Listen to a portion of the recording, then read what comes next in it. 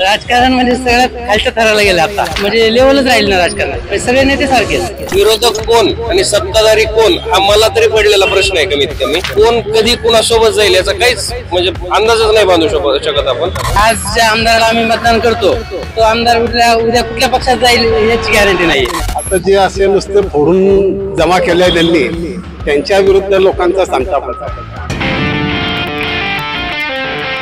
नमस्कार, स्वागत आहे तुमचं आमच्या लोकमत कुणाला या विशेष कार्यक्रमात. आपल्याला माहिती आहे की लोकसभेच्या निवडणुका आता जाहीर झालेल्या आहे. अनेक ठिकाणी उमेदवारही जाहीर झाले, तर काही ठिकाणी लवकरच उमेदवार जाहीर सुद्धा होतील. पण या सगळ्या पार्श्वभूमीवर लोकांना खासदार कसा हवाय, त्यांच्या मनातला खासदार कसा आहे, म्हणजे त्यांनी कोणकोणती कामं करायला हवी, विकास कामं कोणती करायला हवी, किंबहुना काही मूलभूत प्रश्न असतील तर ते सुद्धा सोडवायला हवे, त्याचे प्राधान्यक्रम काय, अशा सगळ्याच बाबींवर आज आम्ही चर्चा करणार आहोत. आणि लोकांच्या मनातला खासदार नेमका कसा आहे हे जाणून घ्यायचा प्रयत्न करणार आहोत.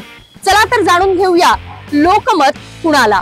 खासदाराकडनं आम्हाला अपेक्षा आहेत, रस्ता कोंडी नाही व्हायला पाहिजे, ट्रॅफिक सुरळीत चालले पाहिजे, नो एंट्रीतनं जाणाऱ्यांना अडवलं पाहिजे. परत स्वच्छता ही अशी घाण असते, समोर बघा ती घाण किती पडते, ते नाही व्हायला पाहिजे, स्वच्छता राहिले पाहिजे. आणि एक साईड पार्किंग पाहिजे, तसं नाहीये, दोन्ही साईडला पार्किंग लावतात, टू व्हीलर वन वे मधनं येतात जातात, त्याच्यामुळे सगळा प्रॉब्लेम होतो. ते सगळं नीट करणारं खासदार पाहिजे आम्हाला. प्रॉब्लेम्स म्हणजे की आता रस्त्यावरती जे पॉटहोल्स किंवा ते वगैरे होतात तर ते जास्ती लक्ष दिलं पाहिजे, कारण मग गाड्यांना त्रास वगैरे होतो. आणि मेन म्हणजे आजूबाजूचा कचरा जो भरपूर झालाय तेवढा फक्त जर म्युन्सिपाल्टी किंवा ह्यांनी जर जास्ती लक्ष दिलं तर मग चांगलं होईल. कारण ते मुळा मोठा जे रिव्हर आहेत ते सगळं खराब झालंय पाणी, त्याच्यामुळे मग ते डेंग्यू आणि मग वेगळे सगळे इन्फेक्शन्स बरोबर होतात. तर मग तेवढीच एक अपेक्षा आहे की पॉटहोल जे आहेत ते रस्ते, आणि सगळीकडे बांधकाम केले ते बांधकाम करतात पण मग ते अर्धवट सोडून ठेवतात. तर मग एक केलं तर एक कम्प्लीट करून मग दुसरं करायला घ्या, म्हणजे मग ते ट्रॅफिक आणि ते सगळं हे होईल. तेवढीच अपेक्षा. पुण्याचा खासदार सर्वसामान्यांना घेऊन असावा, गोरगरिबांसाठी असावा. तुमचं मतदान आहे का? कसा असावा खासदार, काय वाटतं तुम्हाला? आपण काय सांगू शकतो. आपण मतदान करतो, आपण निवडून देतो लोकांना, त्यांनी काय कामं केली पाहिजे? पण काय कामं जर आपल्याला कामं जी केली तर ते कुठलं योग्यच नाही, मला तर योग्य नाही. काय काय प्रश्न आहे पुण्यामध्ये? पुण्यामध्ये काय आपल्याला काय सांगता येत नाही, मी गावावरनं आता चालू, त्याच्यामुळे काय आपल्याला. तुम्हाला काय वाटतं पुण्याचा खासदार कसा असावा, काय प्रश्न आहे पुण्यामध्ये, काय सुधारायला हवे? आत्ताचे जे भारतीय जनता पार्टीने नेमलेले उमेदवार आहे मुरलीधर अण्णा, त्यांना बघून असं एक विजन वाटते की त्यांच्या नेतृत्वाखाली पुण्याची एक प्रगती होईल. असे पण पुण्याचे काय काय प्रश्न आहेत? सगळ्यात महत्त्वाचं इथलं ट्रॅफिकचा आम्हाला एक समस्या आहे. तर मी मेडिकल रिप्रेझेंटेटिव्ह आहे, आम्हाला थोडंसं जरी जायला म्हटलं की खूप सारा ट्रॅफिक लागतो, ती आधी समस्या सोडायला पाहिजे. अजून काय प्रश्न आहेत पुण्यात? प्रश्न बघायला गेले तर अजून रोड असतील, पाण्याचा प्रश्न असतील, म्हणजे गल्ली गल्ली बोर्डमध्ये जे काही रोड आहे ड्रेनेज चांगले व्हावे, आणि जेणेकरून पावसाळ्यामध्ये कुठेही पाणी थांबणार नाही असे पाहिजे. पुण्याचा खासदार कसा असावा असं वाटतं, काय प्रश्न सोडवले पाहिजे? पुण्याचा खासदार असला पाहिजे, फक्त त्यांनी जे कामं केले कामं करावे. काय काय समस्या आपल्या लोकांचे जे पाण्याचा, आता हा बघा, आता हा वन वे रस्ता आहे, ह्याने लोक दोन्ही बाजूने जाता येतात, मग लोकांना येता जाता प्रॉब्लेम होतो. आता हे अशा म्हणजे रस्ता पण आहे मोठा, रस्त्यातले खड्डे बघा मॅडम, म्हणजे मग त्या खड्डे कोणीच कामं करत नाही त्यावर. पण 2-3 वर्षात राजकारणात जे जे काही घडतंय त्यावर तुम्हाला काय वाटतंय, कसं सुरू आहे राजकारण? राजकारण म्हणजे सगळ्यात खालच्या थराला गेलं आता. हो, खूप म्हणजे लेवलच राहील ना राजकारणात, सगळे नेते सारखेच. त्याचा काही परिणाम हा येणाऱ्या निवडणुकांवर होईल असं वाटतं? हा होईल ना, नक्की काहीतरी बदल झालाच पाहिजे. लोक विचार करतील या सगळ्या? हो करतील नक्कीच, कारण की लोक वैतागले त्या म्हणजे ह्या फोडाफोडीच्या राजकारणाला. तुम्हाला काय वाटतं?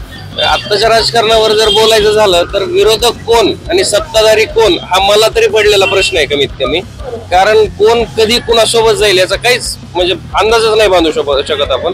गेल्या इलेक्शनला कोणीतरी कोणाचं काम करत होतं, आज कोणीतरी कोणाचं काम करते आणि त्याचा निश्चित तुम्हाला काहीतरी परिणाम झालेला दिसेल आणि याच्यातून सामान्य शून्य जनता काहीतरी चांगला डिसिजन घेईल अशी अपेक्षा आहे. लोकांच्या मताला किंमत राहिली नाही. म्हणजे आज ज्या आमदाराला आम्ही मतदान करतो तो आमदार उद्या कुठल्या पक्षात जाईल याची गॅरंटी नाहीये. तर मग मतदान करावं की नाही हा प्रश्न पडलाय. तर त्यामुळे मतदान करताना आता योग्य व्यक्तीलाच करावं लागेल की त्याने जाऊ नये. आणि मग ते पक्षांतर बंदी जो कायदा आहे मग त्याचा कठोर त्याचे नियम केले पाहिजे. त्या पक्षांतर बंदी कायद्याचा काही उपयोग झाला किंवा त्याची अंमलबजावणी होते असं खरंच वाटतं? अंमलबजावणी म्हणजे एक त्यांनी काय म्हणतो आपण त्याला एक वाट काढली नवीन. म्हणजे पहिले कसं होतं 2/3 वगैरे जायचे तर ते म्हणजे 1/3 होतं पहिलं त्याचं 2/3 केलं. तर मग 2/3ला बी ह्या लोकांनी एक वाट नवीन काढली की अख्खा पक्षच घेऊन जात आहेत. मग किती जरी केलं तरी ह्यानं म्हणजे प्रादेशिक पक्ष संपतायत. तर ह्यानं मग राजकारण धोक्यात येऊ शकतं. म्हणजे मताला काही किंमत राहणार नाही लोकांची. अडचण काय नाही सर, आम्हाला एक एवढं त्रास आहे ना की आम्ही 50 रुपये रोज भरतो बघा, तरी आम्हाला काही सोय नाहीये ना, बाथरूमची सोय नाही, काय नाही.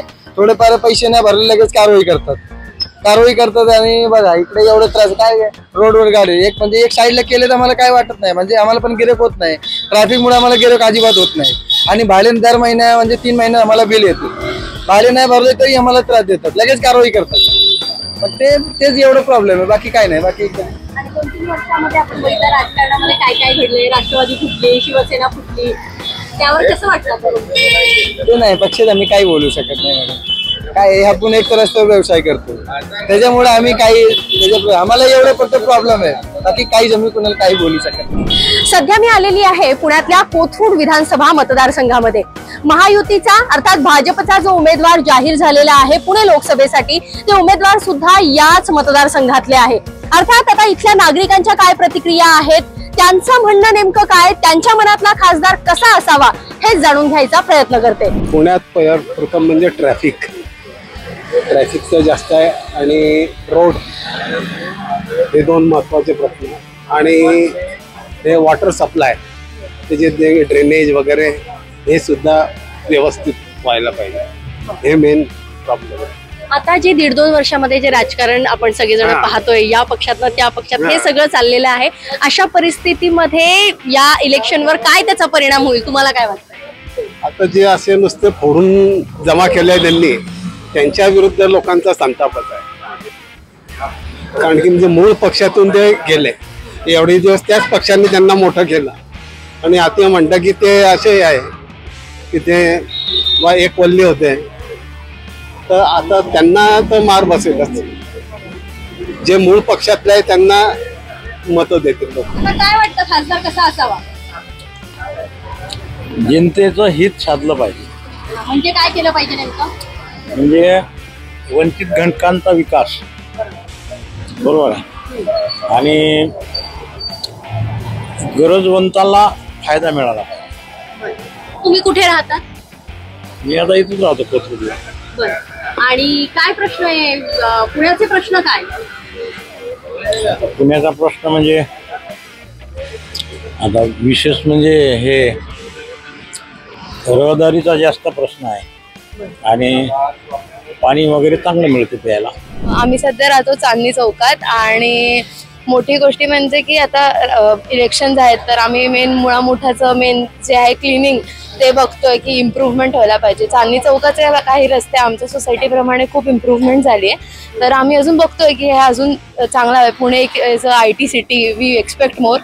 बाकी काही नाही, एवढंच चांगलं व्हायला पाहिजे. फक्त आम्ही मतदान देतो म्हणून चांगलं. तो मेरा ऐसा है कि केशव नगर जो एरिया है जहाँ मैं रहता हूँ वहाँ पे ट्रैफिक कंजेशन का बहुत ज़्यादा प्रॉब्लम है. रोड्स नहीं है, बिल्कुल भी नहीं है. रोड्स नहीं है, पानी का सप्लाई नहीं है, डायरेक्ट कॉरपोरेशन का पानी नहीं आता है. तो इसके लिए कैसा है कि वहाँ पे पूरा टैंकर का है. तो हम लोग उसके खिलाफ मतलब हम चाहते हैं कि वो रिजॉल्व हो जाए और साथ में जो रोड्स हैं और जो मतलब नॉर्मल जो बेसिक एमिनिटीज़ जैसे कि नाला हो गया, रोड हो गया, पानी हो गया, इसी के लिए खिलाफ हम बेसिकली स्टिल स्ट्रगल कर रहे हैं. मतलब ये ज़्यादा हो गया थोड़ा सा, लेकिन हम चाहते हैं कि वो रिजॉल्व हो जाए. और साथ में आजकल पुणे में ट्रैफिक बहुत ज़्यादा बढ़ गया है, तो उसके लिए रोड्स और इंफ्रास्ट्रक्चर को बढ़ाने का बहुत ज़रूरत है। पार्किंग का प्रॉब्लम है कॉमन एरियाज में। माझ्या समोर एक आजी आहेत, वडापाव त्या खात आहेत, त्या आजींशी आपण बोलूया त्यांच्या मनातला खासदार नेमका कसा असावा। आजी काय म्हणतायत, निवडणुका जाहीर झाल्या, कसं वातावरण पुण्यातलं? खूप याचं वातावरण झालंय, चांगलं असायला पाहिजे, सगळं कामं करायला पाहिजे, स्त्रियांचं सुरक्षेचं पाहिजे, वाहतूक कोंडी जास्त होते। आताचं यंगस्टर आपण पाहतोय का आपल्या घराघरात सुद्धा आपण त्यांना जे संस्कार देतोय, पहिल्याचे संस्कार आणि आत्ताच्या संस्कारामध्ये खूप फरक पडलाय।